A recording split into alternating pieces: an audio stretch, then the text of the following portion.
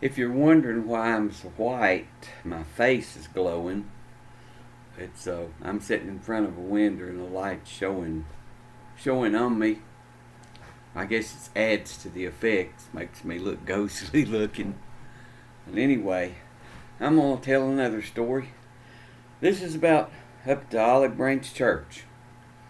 Uh, it's a redundant church, I think, right now, but I hope some group gets back in it and they can have their church meetings there. It's a beautiful church and it sits up on a hill, and you can see it all around. You can see the white spire on top of it. And it's a beautiful church, but there's been tales going on for years about around in there. Back in the horse and buggy days, um, they they always reported seeing a light in the windows of that church. But now the church, I think, was originally a wood structure, and I don't know whether they built the bricks around the wood structure and made the church, but it used to be made out of wood. So, and it had those windows in it like most churches do.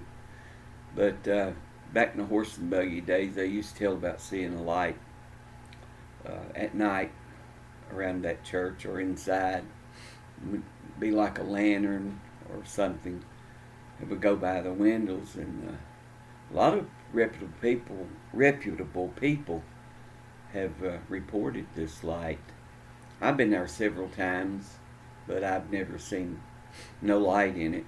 But I guess you'd probably have to be there at the right time. But anyway, years ago, back in the 50s, my two sisters and a boyfriend went up there, and they'd heard tales about the church, and they it's not really the church, it's ever what's up on the hill there that might be causing the manifestations. But those lights can appear about even in houses, so nobody knows what they are. But anyway, they was parked there one night. I'm gonna say it's probably in October, when close to Halloween. That's when a lot of people used to park up there. But anyway, uh, they was parked up there, and there was no wind or anything. And one of my sisters got out of the car, and she heard somebody walking up the graveled road. And I think they said there was a moonlight was shining. So she didn't see anybody, but she kept hearing footsteps crunching in the gravel coming toward her in front of the church. And she got her nerve up, and around that old church there used to be them old timey fences, like the arrow pointed fences, which I love. I'd love to have some of that around here on my fence post, but I hope to do that one of these days. But anyway, had the old timey European type arrow pointed fence and gate there. And you could open the gate, and you could walk into the cemetery. And she got her nerve up, and she said, "I'm gonna go down there and open the gate and walk in there." And she went down there, and she pulled the gate open. She said, "I'm coming through."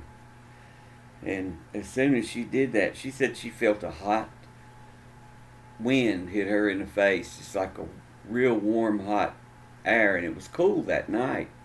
And she said it just felt like hot air, warm hot air. Not burning hot air, but warm air. But anyway, it kind of scared her, and she went back to the car. And they used to hear chains rattling, like somebody with a pair of chains clanking them against the church. And they never could figure that because there wouldn't be no wind blowing, but they'd hear them chains. You do get a creepy feeling if you go up there. And there's a graveyard on the other side, a small graveyard across from the big graveyard that's around the church. But one night I was with my niece and a friend, and we was sitting there, and there wasn't no fog. It was cold, and my niece screamed, and I was looking a different way, and she said she saw a patch of fog about the size and width of a person, 6 foot tall, cross the road from the big cemetery, and it crossed the road, and there wasn't no other fog around. And usually fog is flat or it's a big mass, but she said this was just like a person shaped thing. She couldn't tell whether it had arms or not, but it was as tall as a person and as wide as a normal person. Crossed that road and went toward that. Well, the time I looked around, I didn't see it, and she's the only one that seen it there, and it scared her really bad when she saw that, especially when she knew that we didn't see it. So, that's another thing that's happened there, and but you do get a different feeling when you go there at night. There's a feeling there. I don't know how to explain it. Maybe some of you went there and you felt that feeling.